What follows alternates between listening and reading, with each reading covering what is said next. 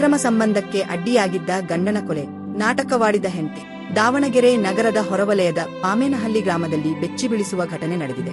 36 ವರ್ಷದ ರಘು ಕೊಲೆಯಾದ ವ್ಯಕ್ತಿ. ಪತ್ನಿ ಶ್ರುತಿ ತನ್ನ ಪ್ರಿಯಕರನೊಂದಿಗೆ ಸೇರಿ ಗಂಡನ ಕೊಲೆ ಮಾಡಿಸಿದ ಆರೋಪ ಕೇಳಿಬಂದಿದೆ.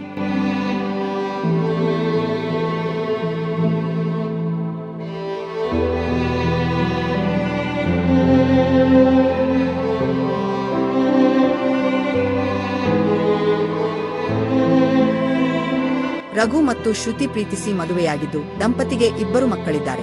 ಶ್ರುತಿ ಗಾರೆ ಕೆಲಸ ಮಾಡುತ್ತಿದ್ದ ವೇಳೆ ಮೇಸ್ತ್ರಿಯೊಬ್ಬನ ಪರಿಚಯವಾಗಿದ್ದು ಬಳಿಕ ಇಬ್ಬರ ನಡುವೆ ಅಕ್ರಮ ಸಂಬಂಧ ಬೆಳೆದಿತ್ತು ಎನ್ನಲಾಗಿದೆ. ಅಕ್ರಮ ಸಂಬಂಧಕ್ಕೆ ಗಂಡ ರಘು ಅಡ್ಡಿಯಾಗುತ್ತಿದ್ದಾನೆಂದು ಆರೋಪಿಸಿ ಮೇಸ್ತ್ರಿ ಹಾಗೂ ಮತ್ತೊಬ್ಬನ ಜೊತೆ ಸೇರಿ ರಘುವನ್ನು ಕೊಲೆ ಮಾಡಿರುವ ಆರೋಪ ಕೇಳಿಬಂದಿದೆ. ಆಗಸ್ಟ್ 11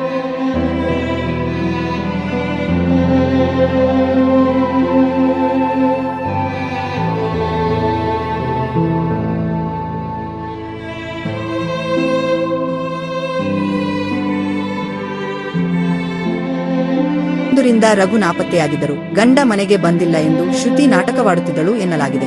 ಸುಮಾರು 9 ದಿನಗಳ ಬಳಿಕ ಪೊಲೀಸ್ ವಿಚಾರಣೆ ವೇಳೆ ಶ್ರುತಿ ಕೊಲೆ ಪ್ರಕರಣದ ಬಗ್ಗೆ ಬಾಯ್ಬಿಟ್ಟಿದ್ದಾಳೆ ಎಂದು ತಿಳಿದುಬಂದಿದೆ. ಕೊಲೆ ಬಳಿಕ ರಘುವಿನ ಶವವನ್ನು ಹರಿಹರದ ತುಂಗಭದ್ರಾ ಸೇತುವೆ ಬಳಿ ನದಿಗೆ ಎಸೆದಿರುವ ಶಂಕೆ ವ್ಯಕ್ತವಾಗಿದೆ. ಇನ್ನೂ ರಘುವಿನ ಮೃತದೇಹ ಪತ್ತೆಯಾಗಿಲ್ಲ. ಹದಡಿ ಪೊಲೀಸರು ಪ್ರಕರಣ ದಾಖಲಿಸಿಕೊಂಡು ತನಿಖೆ ಮುಂದುವರೆಸಿದ್ದಾರೆ.